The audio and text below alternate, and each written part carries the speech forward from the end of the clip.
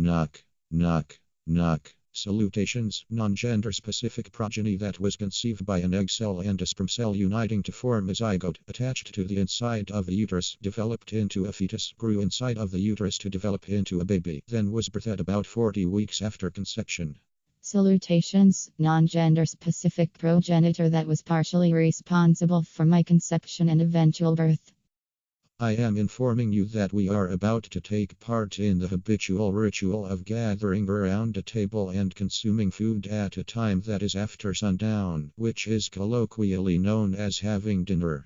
You are at no obligation to take part in the ritual if you do not consent to it, but I am passing this information on to you in case you do consent to taking part in the ritual. I am sorry to inform you, but I do not consent to taking part in the habitual ritual that you speak of. I do not consent to that ritual at all. If that is what you choose to do, then I won't force you to do something you do not consent to do.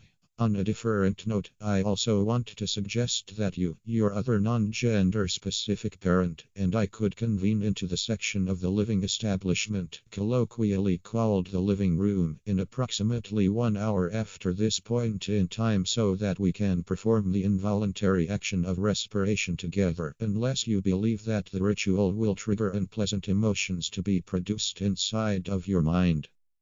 I'll inform you that I am not entirely confident to say if that ritual will trigger unpleasant emotions to be produced inside of my mind or will affront me. To be blunt with you, I am not entirely sure what emotions I should feel anymore. For your information, I want you to have credence in me when I say that I am not entirely sure about what to feel anymore either, honey. Oh my demerge. Does my oral faculty deceive me, or did I just hear you refer to me by the gendered word of endearment called honey? Oh my deity. I apologize immensely for the parapraxis that I had evoked a few moments ago.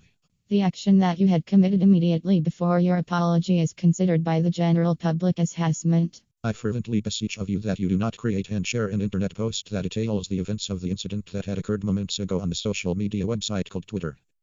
It is too late to ask me not to perform that action, for I have already made an internet post on Twitter that details the events of the incident that had occurred moments ago. It appears that my profession is now over after the transpiration of creating an internet post on Twitter about the incident that occurred moments ago. This chain of events is a notable example as to why you should cogitate 20 times before you make your thoughts become words that you evoke. I should inform you that the entire family will be forced to reside in the outside world, which is colloquially referred to as the streets.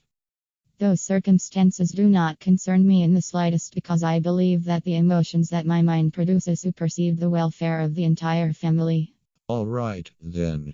I will inform you that I will proceed to enter the section of the house that is colloquially referred to as the living room and commence emotional lacrimation.